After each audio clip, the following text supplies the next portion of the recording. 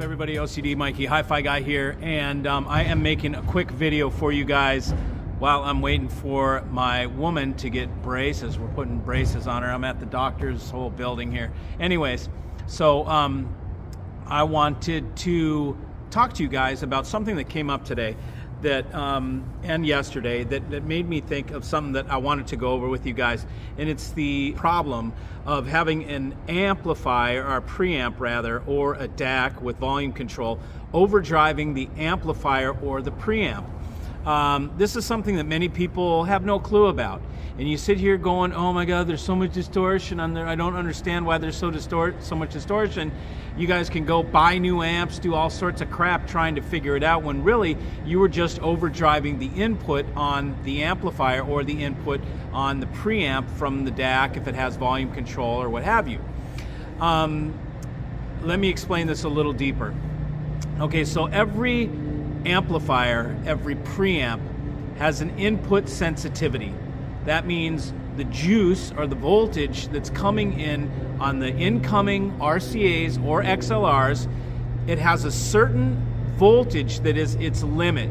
Most of the time it's like 2 point something volts, 2.5 volts to reach, say, maximum output on the amplifier. It'll be somewhere in the like the 2 to 3 volt range usually.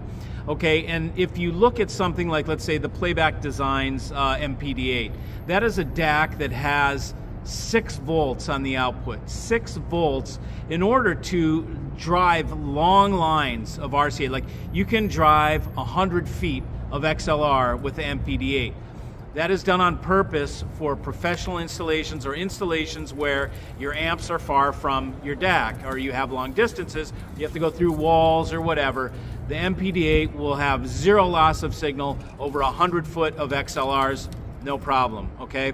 But that also means if you have a 1 meter XLR and you're driving your preamp, you can absolutely, and you will absolutely overdrive it if you give it full power and you're using the volume control on the DAC. The same goes for the input on the preamp. You have an input sensitivity. So whatever that voltage is on the input, if you exceed that voltage, you're going to get into complete distortion, and it's going to sound horrible.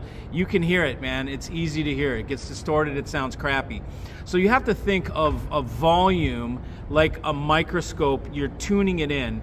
With each amplifier and speaker and either DAC, if there's no preamp, or preamp, with whatever rig you have, there is a particular focus, if you will, where everything's perfectly in focus. So there will be like a number on your preamp or whatever where it's like perfect for that setup.